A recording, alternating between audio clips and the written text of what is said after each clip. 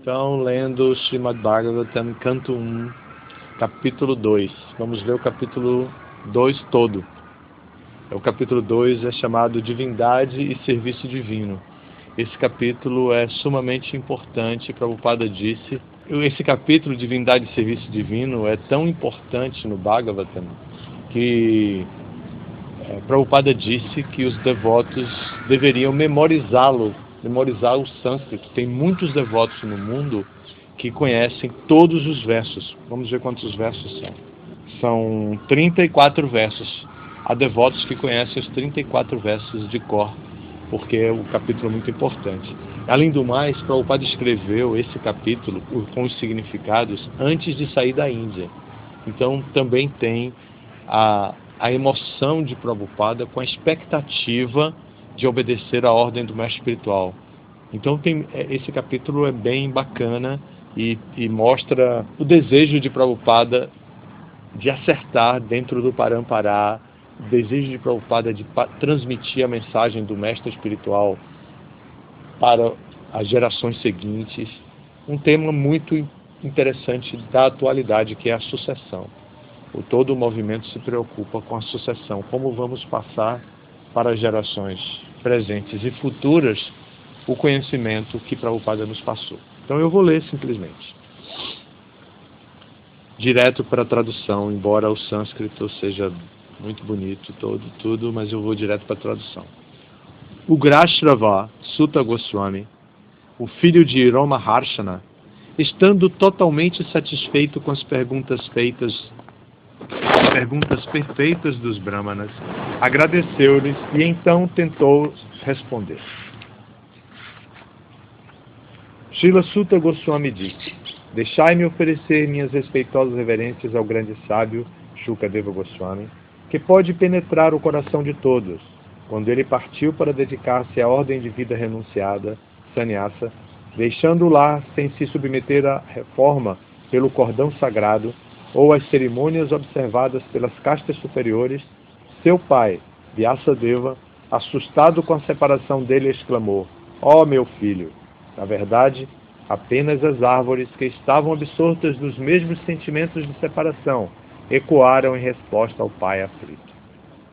Deixai-me oferecer minhas respeitosas reverências a ele, Shuka, o mestre espiritual de todos os sábios, o filho de Vyasadeva, o qual, devido à grande compaixão pelos materialistas grosseiros que lutam para atravessar as mais escuras regiões da existência material, falou este super confidencial suplemento à anata do conhecimento védico, após tê-lo assimilado pessoalmente pela experiência. Antes de recitar este Srimad Bhagavatam, que é o verdadeiro meio de conquista, deve-se oferecer respeitosas reverências à personalidade de Deus, Narayana, a Naranarayana Rishi, o ser humano supremo, a mãe Sarasvati, a deusa da sabedoria, e a Srila Vyasadeva, o autor. Quer falar o verso? Não, lembra, né? Maharaj, lembra?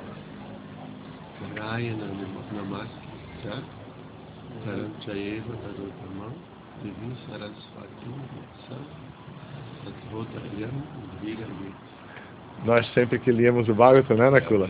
Líamos e com esse verso, depois de cantar para Onamo Bhagavate Vasudevaya, líamos esse verso também. Antes de recitar este Srimad Bhagavatam, que é o verdadeiro meio de conquista, deve-se oferecer respeitosas reverências à personalidade de Deus, Narayana, a Narayana Rishi, o ser humano supremo, a mãe Sarasvati, a deusa da sabedoria, e a Srila Vyasadeva, o autor.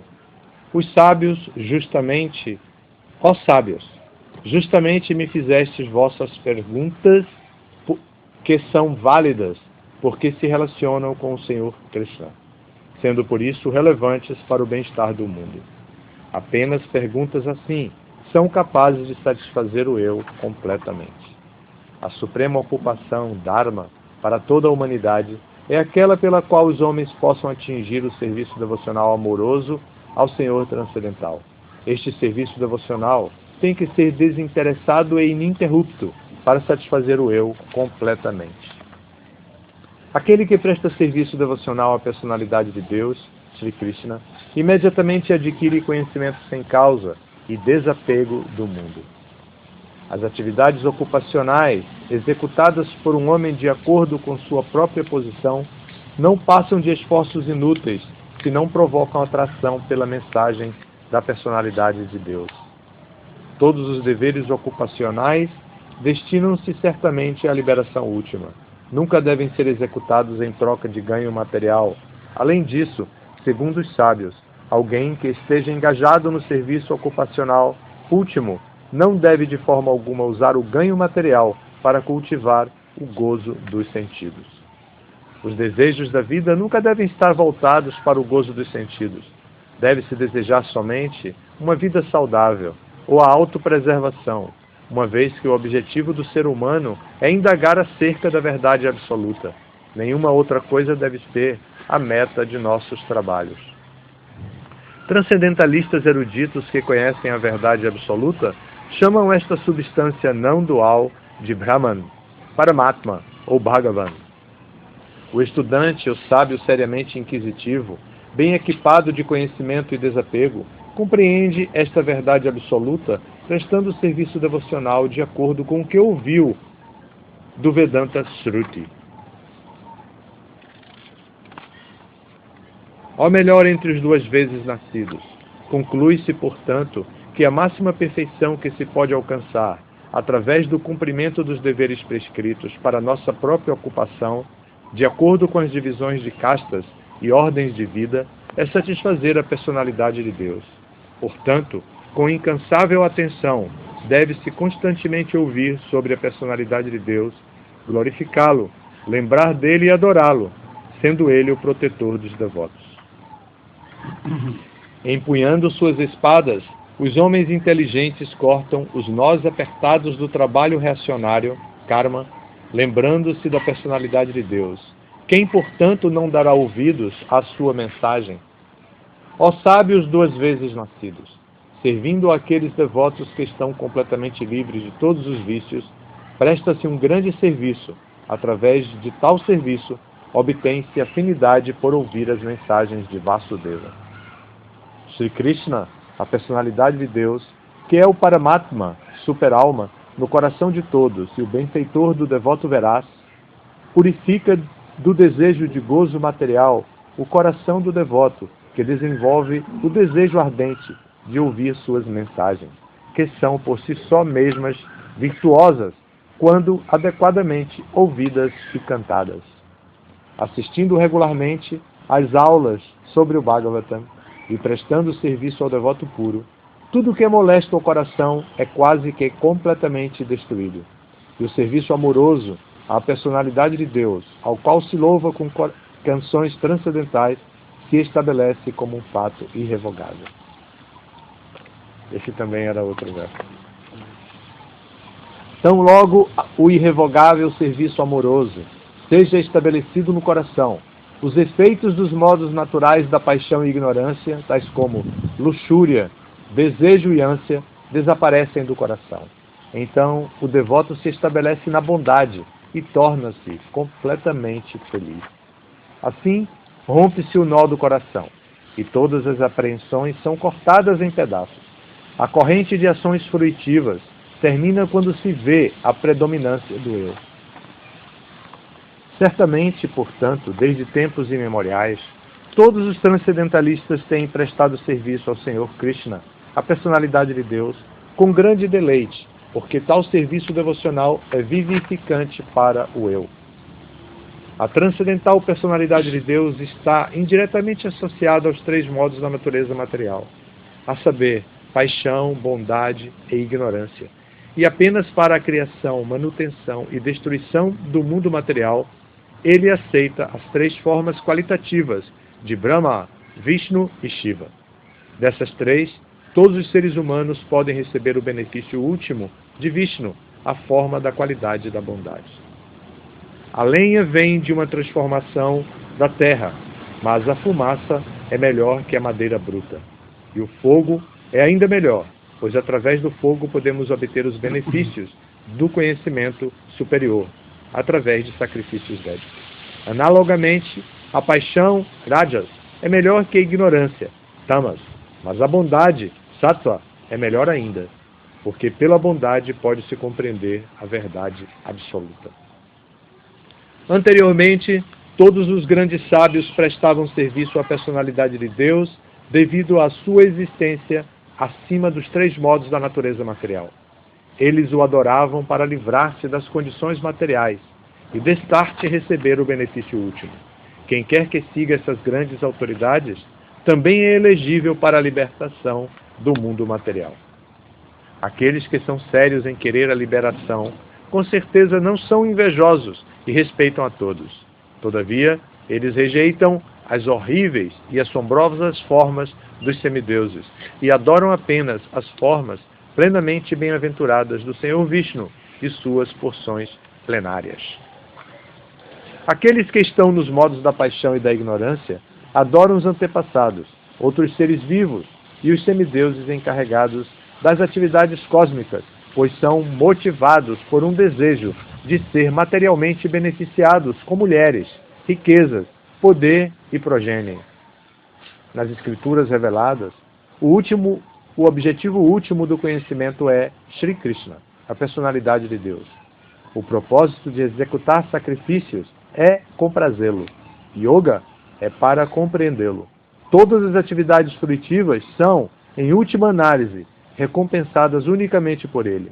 Ele é o conhecimento supremo, e todas as rigorosas austeridades são executadas para conhecê-lo. Religião, dharma, é prestar serviço amoroso a ele. Ele é o objetivo supremo da vida. No começo da criação material, esta absoluta personalidade de Deus, Vasudeva, em sua posição transcendental, criou as energias de causa e efeito através de sua própria energia interna. Após criar a substância material, o Senhor Vasudeva se expande e entra nela. E embora ele esteja dentro dos modos da natureza material e pareça ser um dos seres criados, ele está sempre e totalmente na luz de sua posição transcendental. O Senhor, como a super-alma, penetra todas as coisas, assim como o fogo penetra a madeira, e por isso ele parece ser de muitas variedades, embora seja o absoluto, único e incomparável. A super-alma entra nos corpos das criaturas que estão influenciadas pelos modos da natureza material e faz com que elas desfrutem dos efeitos desses modos através da mente sutil.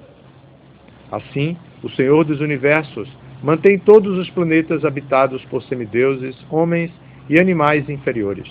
Assumindo os papéis de encarnações, ele executa passatempos para redimir aqueles que estão no modo da bondade pura.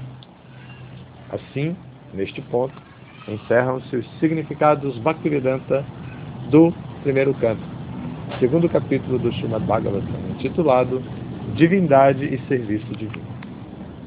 Esses dias que vamos passar aqui, vamos ler esse capítulo. Com os significados eu vou dividir em sessões e esse Maharaj, Nakula, eu podemos dar essas aulas esses dias, que esse é um tema muito ilustrativo da nossa filosofia, da história do Bhagavatam e tudo mais. É o comecinho do Bhagavatam, resposta para as perguntas dos sábios de Naimisharanya, que são encabeçados por Shaunakarish, e nos estimula a curiosidade do que vem depois de tudo isso. Aqui é o primeiro canto, segundo capítulo, e são 12 cantos.